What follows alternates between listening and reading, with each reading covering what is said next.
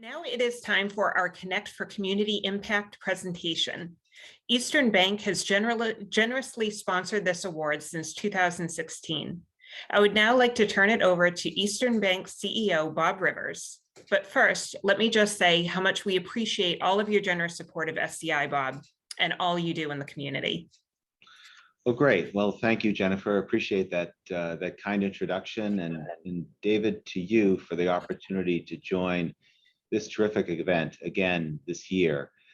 And many thanks to you and your team at SCI Social Capital for your great work that is now more important than ever.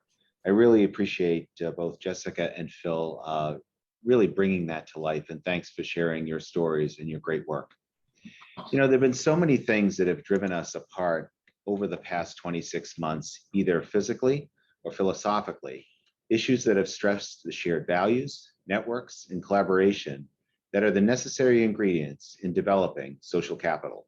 However, we have nonetheless witnessed a higher degree of engagement between leaders from different constituencies throughout our community than ever before, something we'll address during our panel discussion later in the program.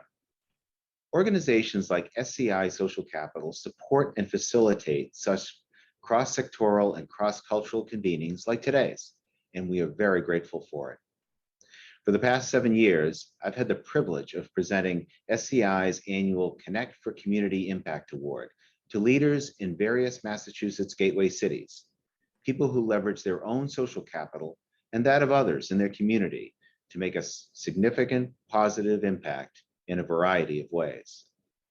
In recommending such honorees over the years, I was ever mindful of someone else who was thoroughly deserving of this recognition, whose leadership in many respects helped build the model gateway city, establishing the gold standard for others in terms of economic growth, education, the rights of veterans, immigrants, and the LGBTQ+ community, taking action to meet the challenges of climate change and the opioid crisis, and most recently in addressing the needs of her most vulnerable citizens in the face of the pandemic. During her 16 years as the first woman mayor of Salem, Kim Driscoll has revitalized our city, taking it from one with record deficits and a declining bond rating to one that has been recognized as one of the best places to live in America.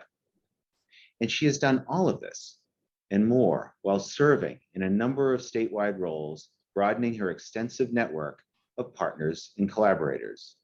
Often mentioned as a candidate for higher office in several potential roles throughout her career, she is now taking the plunge as a candidate for lieutenant governor. As she looks to transition to this new role, leaving Salem so much better than she found it, I am truly delighted to present Kim Driscoll with SCI's Connect for Community Impact Award. Congratulations. Thanks, Bob.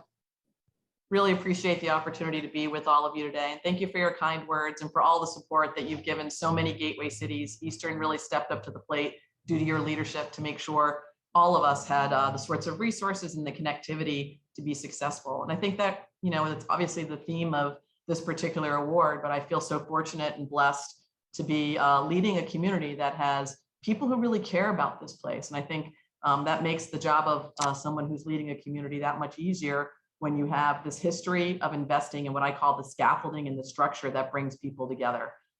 When that happens, the relationships form and the collective, you know, appreciation for the things that make your community special and those aligned goals and how we improve them really come to life. We're fortunate that we've been making investments in organizations like the Salem Partnership. Your predecessor, Bob, helped start that at Eastern Bank as a key leader. Salem for All Ages, and then obviously the Salem Together movement during this pandemic. Those relationships are really key toward a pro-Salem agenda, whether it's tackling a pandemic or supporting a community mission for thriving youth or implementing an age-friendly agenda for our community. It's so much about a pro-Salem agenda coming together with individuals, organizations, and people who are all pulling in the same direction. Even when there's disagreements around the tactics of how to achieve success, we've got our nonprofits, our private sector, our public sector, our small businesses, and our elected officials and everyday residents really pulling in the same direction for a pro-Salem agenda. And that's what makes not only Salem special, but the opportunity to recognize the value of social capital and the success of a community. And if your community is thriving and vibrant and successful, we know that's really about the people and the quality of life that you have here. So grateful for this recognition. It's really a whole lot of people who have come together, and really feel fortunate to lead a city where people care about this place. And it makes it a little bit easier to lock arms towards a successful outcome. So thank you. Yeah, well, once again, Kim, congratulations. I am proud to call you a friend and a partner, and look forward to you having an even greater impact across the Commonwealth in the years ahead. So again, terrific to have you here.